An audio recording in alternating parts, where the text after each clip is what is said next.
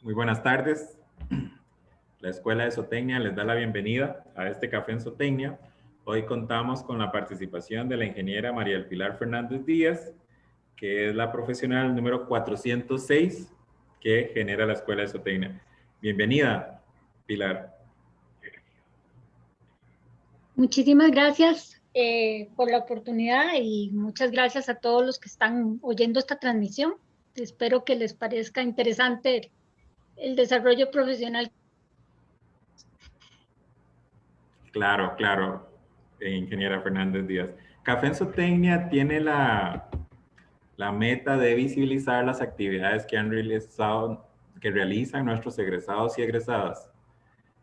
Y por eso, la primera pregunta que le hacemos, ingeniera Fernández, es ¿qué actividades ha realizado como ingeniera agrónoma zootecnista en el momento que se egresa de la Escuela de Zootecnia? Mira, yo me egresé en el año 86. Bueno, terminé los cursos de carrera y durante el 87 fui terminando la tesis. Me gradué en el 87, a finales del 87, y empecé a hacer las gestiones para irme a hacer la maestría a Estados Unidos. Pedí una beca con el AID, que eran las últimas, las becas para la paz que tenía la Agencia Internacional de Desarrollo. Y ya para ese momento me habían aceptado en 3 universidades en Estados Unidos.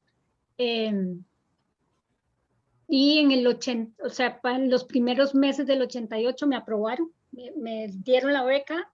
Me fui a hacer, en agosto del 88, me fui a hacer los cursos de nivelación porque mi maestría era en nutrición de caballos. Entonces, como digamos, dentro de la carrera aquí en Zootecnia, la parte de caballos no era muy fuerte, entonces me fui a hacer cursos de nivelación en nutrición, en manejo, a la Universidad de Colorado, en Fort Collins. Y después pedí un traslado a la Universidad de Florida por condiciones más apropiadas con respecto al manejo de estudiantes internacionales en la Universidad de Florida con respecto a la Universidad de Colorado, y sobre todo mujeres. Entonces empecé a hacer la maestría con el doctor Edgar Ott y me gradué en el año 90. Y a finales del año 90 recibo la primera llamada relacionada con un interés de alguien de que trabajara con caballos aquí, que fue el asesor de asuntos pecuarios del presidente de la República, que en ese momento era Calderón Fournier, que obviamente estaba muy interesado en los caballos de carreras. Entonces, cuando regresé aquí, mi primer trabajo fue montar el registro genealógico de caballos de carrera de Costa Rica, que es el famoso stock book de caballos de carreras que tiene que tener todo país que esté interesado en como visualizarse a nivel, digamos, con respecto a un lugar en donde se puedan hacer carreras de caballos, porque el plan era hacer un hipódromo grande aquí, no como el que está en Cartago, sino, o sea, era todo un proyecto enorme en Alajuela, cerca de la Reforma. Entonces lo primero que había que hacer era montar un registro genealógico tal como debe ser, y eso fue mi primer trabajo relacionado con la carrera durante los primeros meses del año 91. Ahí empecé a dar asesorías en nutrición de caballos a diferentes criadores, principalmente dentro de lo que era la Asociación Criadores de Caballo Español. Y da la casualidad y los vaivenes de la vida que en julio del 91 aplico para un puesto en el Instituto Interamericano de Cooperación para la Agricultura, para ser asistente de dirección de sanidad agropecuaria. Me dan el puesto y estuve en el IICA por 9 años, desde 1991 hasta el año 2000. Y eso fue una escuela increíble porque realmente trabajar en un organismo internacional requiere la habilidad vivir en un medio intercultural, de aprender a lidiar con una serie de situaciones y además con muchísima presión porque en los organismos internacionales todo es para ayer. Y como asistente del director de sanidad agropecuaria, que era siempre esa, como le decían en el ICA, esa área tenía bandera norteamericana. Siempre era un gringo el que era el director del área. Entonces, ellos tenían una cierta agenda y había muchísima reunión internacional. Entonces, me tocó organizar reuniones en donde había que traer gente de todo el mundo, o sea, desde Indonesia, Tailandia, algunos países de Europa, muchos países de la región suramericana, etcétera. Y de todo era, o sea, la organización, no solo la logística, sino ver a ver cómo lidiaba uno con los hoteles, con los transportes, con los huéspedes, ir a recogerlos y además toda la documentación. Claro. Asuntos fitosanitarios, asuntos sanitarios, cooperación internacional. Me tocó la enorme ventaja de que en el transcurso de esos años se hacen las negociaciones de la última ronda de Uruguay del GATT, la octava ronda, que es la que crea la... Entonces, ver todo el proceso de negociación a nivel de los diferentes países y las posiciones, etcétera, es toda una escuela de cómo participan los diferentes organismos internacionales, cómo se posicionan los diferentes países y sus sesgos, etcétera. Y también lo que fue las rondas del área de libre comercio de las Américas, que fue, digamos, más o menos en esa época. Entonces, en los años posteriores nos tocó hacer muchísimas reuniones explicando no solo, digamos, la OMC como tal, sino el Acuerdo de Medidas Sanitarias y Fitosanitarias, que era obviamente el tema propio del área de nosotros. Entonces, ahí sí hubo que hacer muchísimo foro a nivel regional, a nivel internacional, explicando el acuerdo, las implicaciones que tenía, etcétera, y produciendo documentación como clara y breve de que los diferentes países y los diferentes niveles de técnicos que había y de personas que iban a tener que aprender sobre el acuerdo tenían que hacer. Entonces, eso realmente fue, o sea, un periodo muy interesante, muy rico desde el punto de vista de uno como profesional, porque aprendes muchísimas cosas. Te toca viajar mucho, afortunadamente, porque entonces te toca, digamos, no solo conocer diferentes países, sino diferente gente y aprender a, comunicarse con gente de todo tipo, etcétera. Y a finales, como por el año 98, la FAO, la Organización para la Agricultura y la Alimentación, empieza a hacer una serie de reuniones con los diferentes países, junto con la Universidad de Massachusetts, si no me equivoco, sobre el tema de inocuidad alimentaria. Y ahí fue como el flechazo y el enamoramiento en el tema, porque realmente a mí me encantó. O sea, fue un tema que realmente me tocó porque me gustó mucho. Y a partir de ahí se empieza a trabajar un poco con empezar a meter el tema en una serie de instituciones y en una serie del quehacer de las instituciones. Y yo salgo en el año 2000 del ICA y en el año 2001 seguí colaborando con una iniciativa, una quijotada, como decía una de las chavalas del CITA, de que fue formar una comisión intersectorial de inocuidad de alimentos a nivel de Costa Rica. Y era una comisión enorme, eran como 25 instituciones que trataban de como aterrizar el tema de la inocuidad y ver a ver qué era lo que se necesitaba para introducir el tema en Costa Rica y que realmente se lograra, o sea, la mira era establecer un sistema nacional de inocuidad de alimentos. Esa era la mira a largo plazo, pero había que enfrentar una serie de situaciones a ese nivel en el país.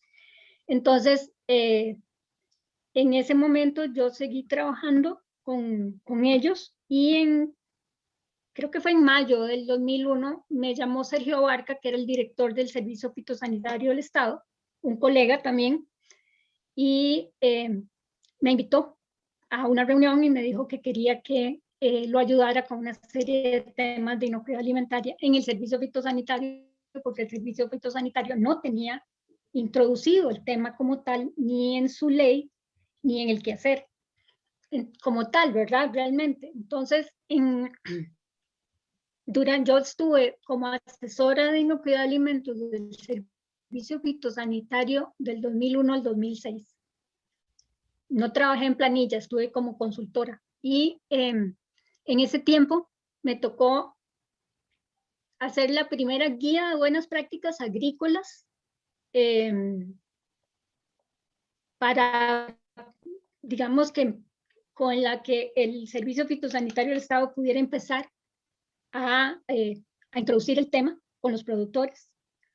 También los procedimientos de buenas prácticas de manufactura para servicios mínimamente, para productos mínimamente procesados. También me tocó hacer un montón de charlas de concientización sobre el tema de inocuidad de alimentos para funcionarios del servicio fitosanitario a nivel central y a nivel regional. Y en el 2003 me llama Sergio y me dice, mira, vos me habías hablado de esta ley de bioterrorismo de los Estados Unidos. Y le digo, sí. Me dice, necesito que me ayudes aunque no esté metido dentro de tu contrato de consultoría. Entonces, la ley de bioterrorismo de Estados Unidos la promulgó a raíz de los ataques del 9/11, la promulga en el 2002 y entraba en vigencia en el 2003. La consigna a nivel de Costa Rica era ningún exportador pierde una exportación porque no esté registrado como exportador o que no sepa cómo cumplir los 4 reglamentos que había que cumplir. Entonces, vuelta de nuevo, una comisión nacional con una serie de gente involucrada y que tenía algún tipo de interés en el tema, y junto con 2 funcionarias del CNP, del Consejo Nacional de Producción, nos tocó capacitar a nivel nacional por todos lados. O sea, viajamos a las 7 regiones en las que está dividida Costa Rica, dando charlas de capacitación sobre las leyes, sobre los 4 reglamentos. Se estableció un hotline en donde Olga, una de las muchachas del CNP, y yo atendíamos dudas, pero era cualquier hora del día. O sea, a mí me llamaban los domingos preguntándome sobre el reglamento, sobre tal. De pronto me dice Olga, mira, recibí una llamada de Honduras, y le digo, ay, sí, yo recibí ya 2 de México. O sea, de pronto el asunto como que los países se dieron cuenta que Costa Rica se había organizado pronto y bien, y teníamos en la página de las diferentes instituciones toda la documentación, etcétera. Fue un proceso realmente interesante porque es una cuestión que urge, es una cuestión donde uno ve la urgencia de los exportadores de cumplir con todo y poder no quedarse atrás porque no cumpliera alguno de los requisitos. Entonces realmente era un asunto delicado e importante. Y después de eso seguimos trabajando, o sea, me tocó seguir trabajando con la comisión intersectorial, que fue interesante porque yo estaba metida en los subcomités de políticas y regulación y el de comunicación, porque la parte de comunicación a mí me encanta. Entonces, desarrollamos toda una campaña se hizo un personaje dando diferentes pautas, etcétera, se desarrollaron manuales, etcétera. Y en ¿qué te digo? Como por ahí, del 2005, algo así, la Organización Panamericana de la Salud le pide a Sergio, me pide ser prestada a Sergio para ir a hacer una capacitación a Cuba, al Instituto Nacional de Higiene de Cuba, para hacer una alianza estratégica de una posible colaboración con ellos. Entonces, me fui a una semana a Cuba a dar varias charlas. También, o sea, Cuba es un país interesantísimo. Esa gente trabaja con las uñas y realmente es impresionante lo que logran. Se estableció una alianza con ellos en cuanto a una serie de temas con la Organización Panamericana de la Salud. Y yo termino de trabajar con el servicio fitosanitario en el 2006. En el 2007, si no me equivoco, dirigí dos tesis de graduación para la Universidad para la Cooperación Internacional, las dos relacionadas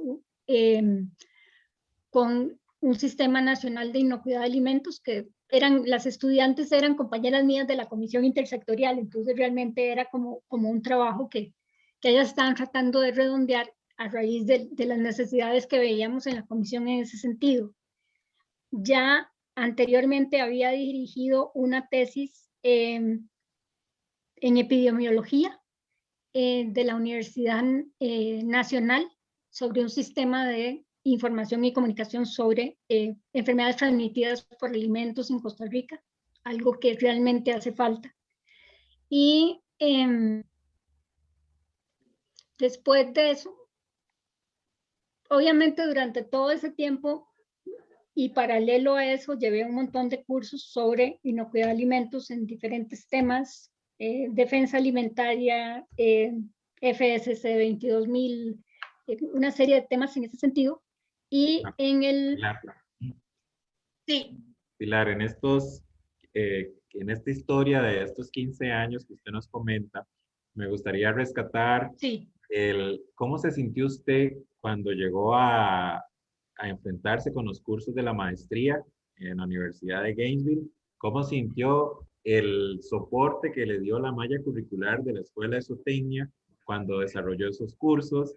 Quisiera también abordar esa experiencia tuya, cómo encontró el sector usted equino del país cuando trabajó con esta parte, siendo colaboradora para el presidente en su momento, al expresidente, y retomar también la experiencia que usted comenta de trabajar en una entidad internacional y ser una consultora del Estado.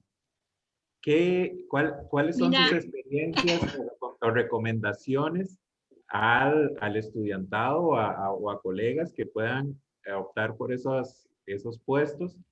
¿Cómo hay que enfrentarlos? ¿Cómo hay que abordarlos?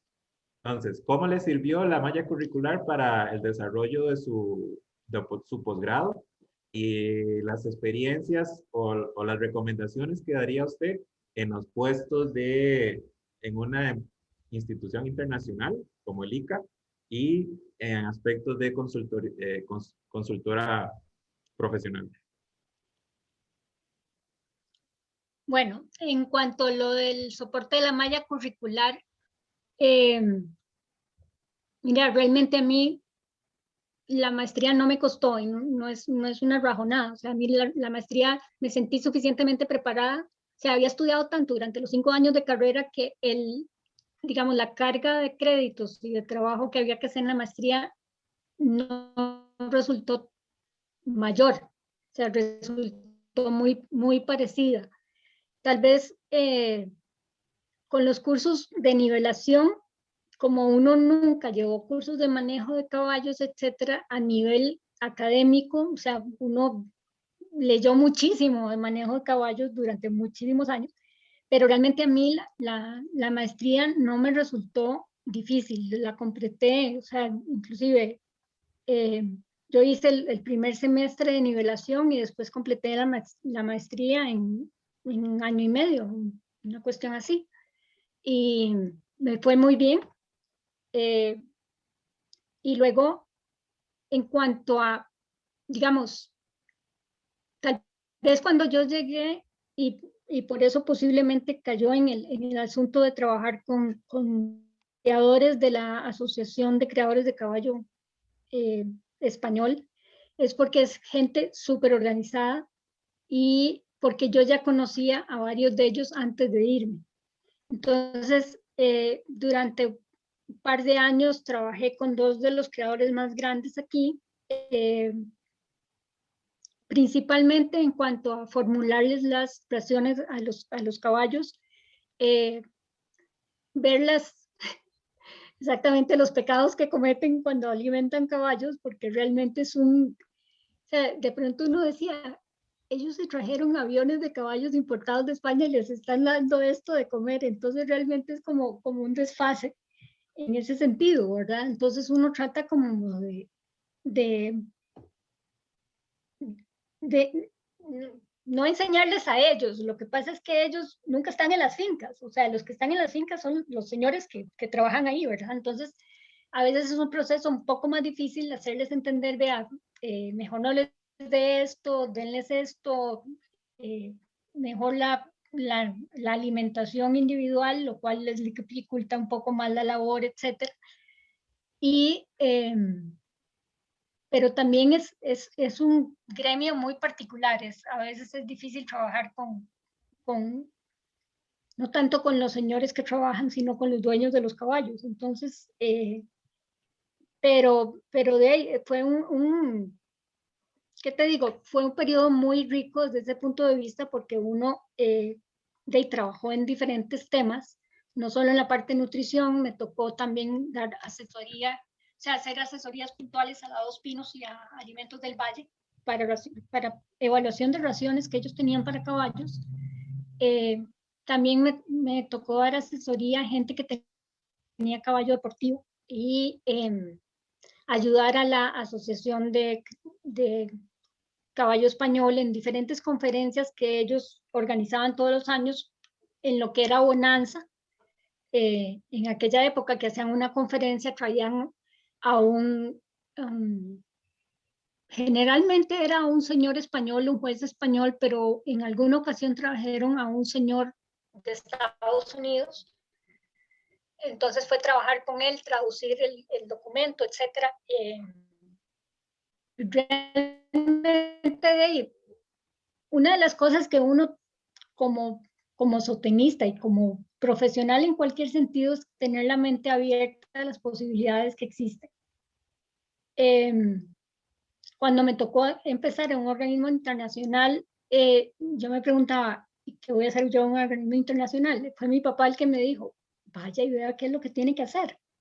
O sea, vaya a la entrevista, etcétera, y de verdad, o sea, realmente es un mundo muy diferente, es un mundo muy lleno de protocolos y de convenciones y de jerarquías y de, ¿qué te digo? En cierto modo uno tiene que aprender eh, a organizarse muy bien con el tiempo porque, como te dije, ahí todo urge siempre. Y pero aprendes, o sea, a manejar un montón de temas, aprendes a lidiar con cosas que obviamente en la universidad no se aprenden. O sea, de pronto te dicen, ok, dentro de 3 meses tenemos una reunión internacional, esta es la lista de invitados, organícela y no sé qué. Entonces, o sea, tenés que tener como un esquema de organización de un evento de tal manera que digas, ok, tengo tantas semanas para organizarlo, con qué empiezo? A dónde hay que hacerlo, etcétera. Entonces, saber hacer las preguntas apropiadas al jefe para entonces sacar la información y decir, ok, entonces esto es lo que necesito hacer y manejar personal eh, y, eh, y también, o sea, coordinar con los otros especialistas que había en el área en diferentes sentidos, quién iba a dar una conferencia, qué documentos había que producir, etcétera. Y realmente es, como te digo, o sea, aprendes a ver una serie de temas y te toca digamos, estar en el momento justo en el que ocurren una serie de eventos importantes a nivel del comercio internacional que te abren de nuevo otra panorámica, que te da mucha base para después el trabajo de consultor que uno empieza a hacer. Porque entonces de pronto ya conoces mucha gente de las instituciones, ya sabes cómo funcionan los otros organismos internacionales, ya sabes, digamos, cuando te dicen un comité de códex de tal cosa o tal otra, entonces, digamos, sabes ese tipo de terminología que es muy propia de los organismos internacionales y que de pronto de ahí se manejan mucho, digamos, y luego lo que son las normas privadas, no solo las normas nacionales e internacionales, sino las normas privadas, entonces las ISOs y los FSC y los BRC, etcétera. Entonces, de pronto, y me acuerdo de la entrevista que le hicieron a Ana Conejo, que dijo que cuando la mandan a las negociaciones de Unión Aduanera Centroamericana, a uno lo mandan a cuarto adjunto en el tema de inocuidad y de pronto uno se siente perdido porque no sabe de qué se trata el asunto. Entonces, tenés que tener la suficiente humildad para preguntar, ok, ¿qué es lo que se supone que uno tiene que hacer aquí, etcétera, etcétera? Y entonces, para poder desarrollarse, ¿verdad? Pero igual, o sea, lo que Ana dijo, yo me sentí perdida y le dije a mi jefe, yo no voy a poder con esto. Es esa sensación, o sea, el asunto es no entrar en pánico, es simplemente, ok, ¿qué tengo que hacer como para saber qué es lo que tengo que hacer, ¿verdad? Entonces, eso es parte de, digamos, del proceso de ir madurando, digamos, el conocimiento que uno tiene, irlo ampliando desde ese punto de vista. Porque después de ahí, no solo te toca trabajar a nivel nacional, sino te toca trabajar en otros países. Entonces, la base de haber trabajado en un organismo internacional te da la capacidad de saber cómo lidiar con otras culturas, ¿verdad? Sí, ahí el conocimiento se va acumulando y le va generando herramientas para desenvolverse de forma adecuada. Exactamente. Perfecto. Exactamente, y lo que es importante es no decir esto no lo puedo hacer porque yo no aprendí de esto. O sea, el asunto es como tener fe de que uno puede hacer ciertas cosas, o de pronto uno empieza un trabajo y lleno de susto, porque realmente esa es la sensación. Claro. Porque, digamos, hay cosas que uno no sabe hacer y de pronto entras a una reunión para organizar un plan de consultoría y vos decís, ok, vamos a ver cómo lo aterrizamos, ¿verdad? Perfecto. Pilar, y en esta primera etapa usted nos habló de las actividades que ha realizado del 2006 a la fecha. Del 2006, bueno, después del 2006, como te dije, dirigí varias tesis de graduación. Estuve un tiempo como directora de la maestría de inocuidad de alimentos en la Universidad de la Cooperación Internacional, pero no funcionó mucho porque a mí las cosas hechas no me gustan. Y realmente no consideré que las investigaciones en esa universidad realmente se estuvieran haciendo, no sé, de la mejor manera. Entonces, no duré demasiado como directora.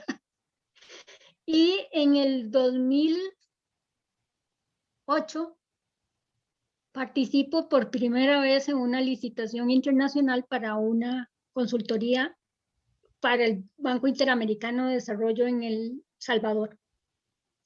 Y era una consultoría larga, eran como 8 meses para hacer todo el análisis del sistema a nivel de El Salvador para hacer una propuesta de un sistema nacional de inocuidad de alimentos para El Salvador.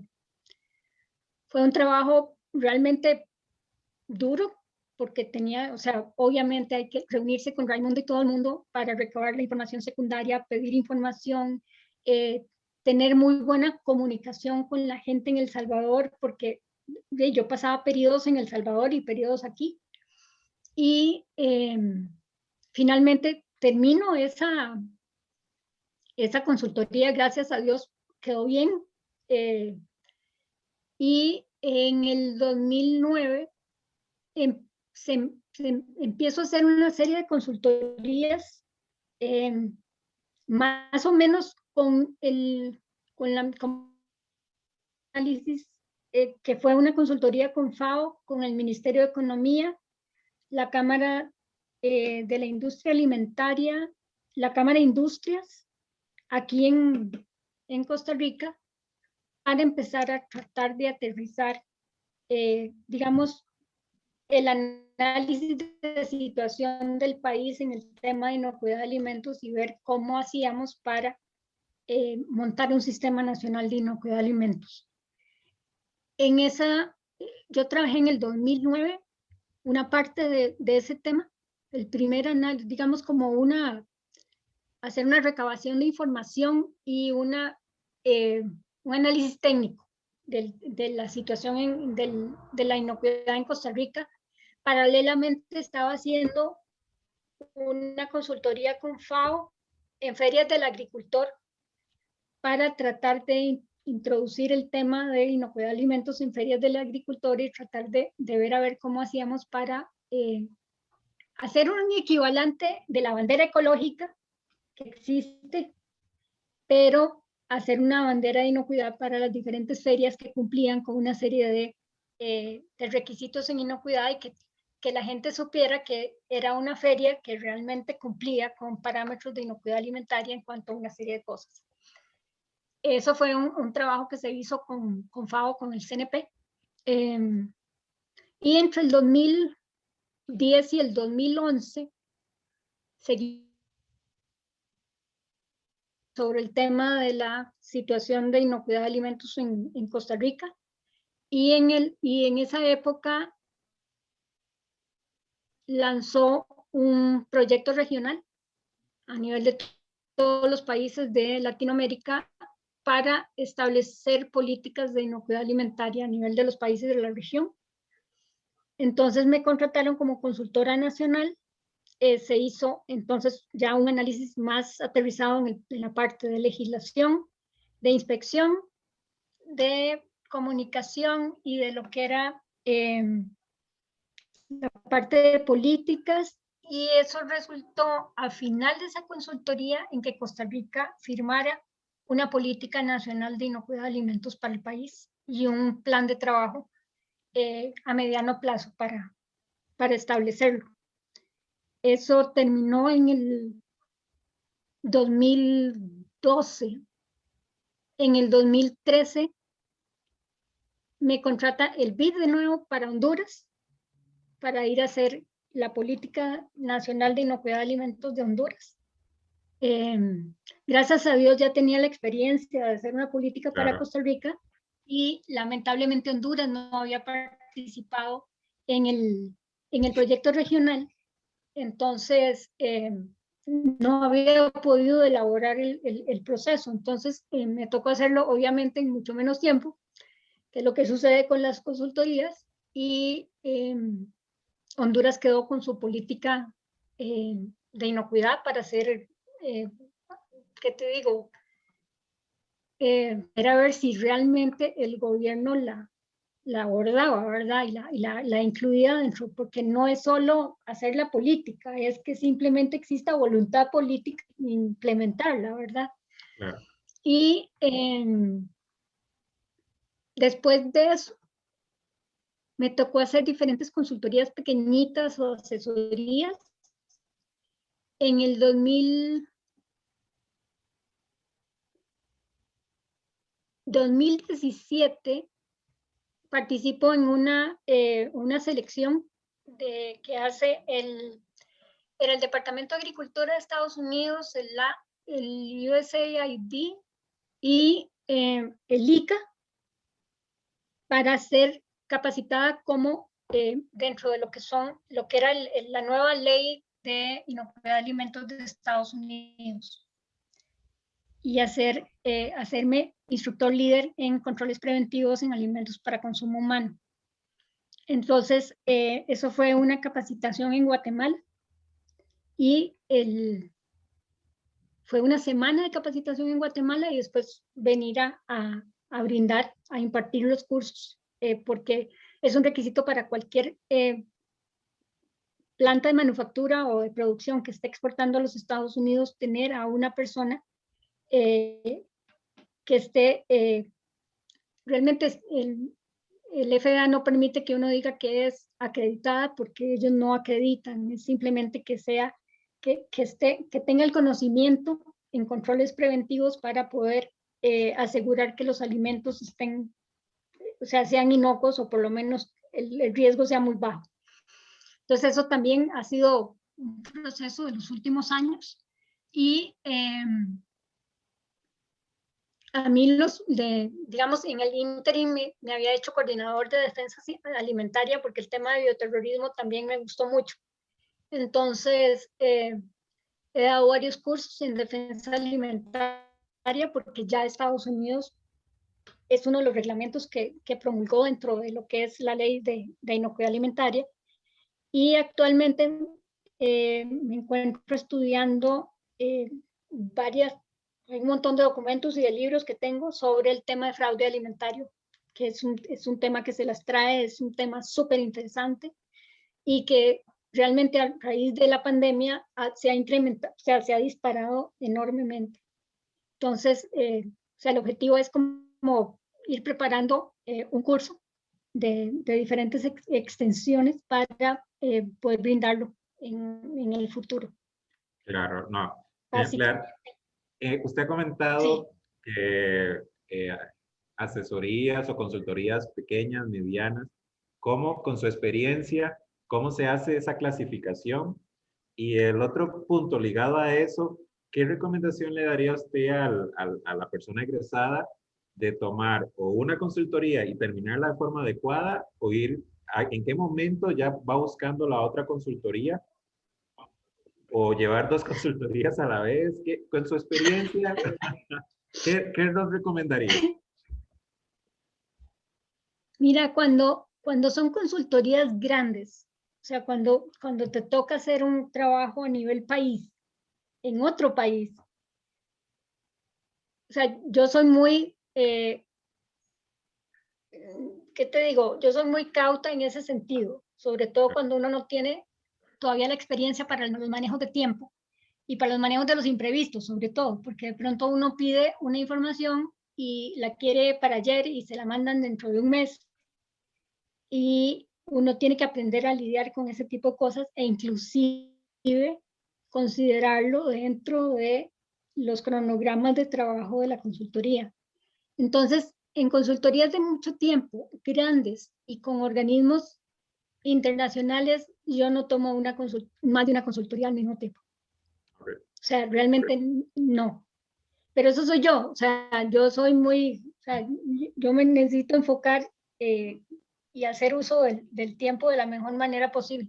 Cuando son asesorías pequeñas en donde son capacitaciones o tenés que ir a hacer visitas para ayudar a ¿qué te digo? A una planta de proceso de alimentos mínimamente procesados, a implementar las BPM o a implementar un HACCP. Entonces vos decís, ok, son visitas que no son todos los días, no tenés que estar ahí permanentemente, entonces uno puede ver a ver que puede lidiar con 2 o 3 consultorías al mismo tiempo de ese tipo. Ahí lo importante es que por agarrar un montón de consultorías te diluyas en el proceso y no des calidad, o sea, por lo menos para mí no funciona.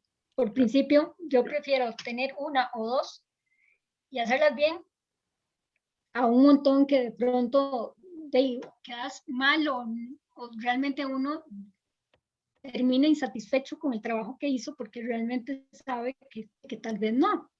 Entonces, y el trabajo de consultor es un trabajo de incertidumbre.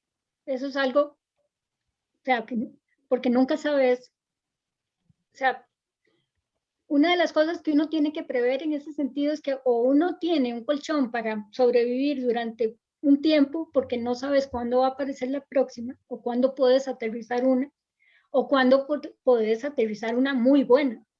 O sea, porque depende, o sea, los niveles de ingreso que te dé una consultoría depende mucho del tipo de consultoría que sea. Entonces también, uno, o sea, uno tiene que prever que pueden pasar tiempos en que de pronto no aparece nada o que de pronto las condiciones de cooperación internacional a nivel de la región cambian totalmente. Y eso es lo que pasó en los últimos años.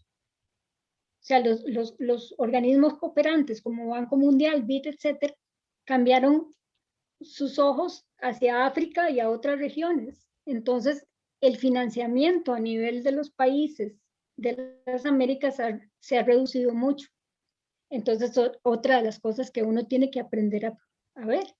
Y también tiene que, eh, o sea, de pronto uno tiene que hacerse un buen administrador de su propio trabajo y de su propia vida y saber que, y una de las cosas que yo les recomiendo enormemente a cualquier persona, no se hundan en el trabajo. O sea, la vida es un balance y es importante que aprendan a equilibrar la vida de la familia, la salud y las cosas que a ustedes les gusta hacer y que no se relacionan con trabajo. Claro, no, más bien muchas gracias, Pilar, por este recorrido tan interesante de su labor personal y profesional. Pilar, ¿qué recomendación le daría a usted al estudiantado activo? A aquellos que están llevando bloque 1, 2, 3, ¿qué recomendación les daría en esta etapa de estudiante?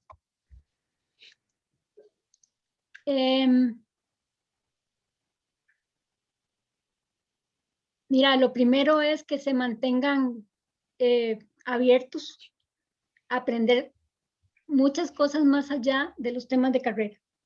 Que si tienen la oportunidad de llevar eh, temas opcionales o inclusive cursos que no estén dentro de la carrera y que la universidad les permita llevar y que les puedan ayudar a redondear un mejor conocimiento, principalmente en la parte de administración y en la parte de gestión, que es diferente, es importante que nunca pierdan la curiosidad, que siempre se mantengan abiertos al cambio, que sepan que la vida nunca lleva una línea recta, está llena de curvas y de altos y de detentes y de desvíos, etcétera. Y segundo, que nunca dejen de estudiar.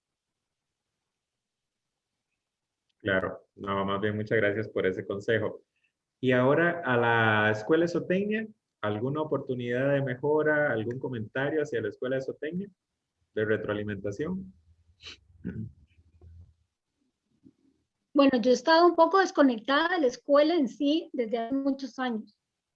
Sin embargo, y me hace gracia que en una de las últimas entrevistas que hicieron, ahora hay más mujeres que hombres en la escuela, Sí. cosa que es totalmente novedosa, que éramos 5 mujeres en un grupo de 27, una cuestión así, entonces realmente es interesante.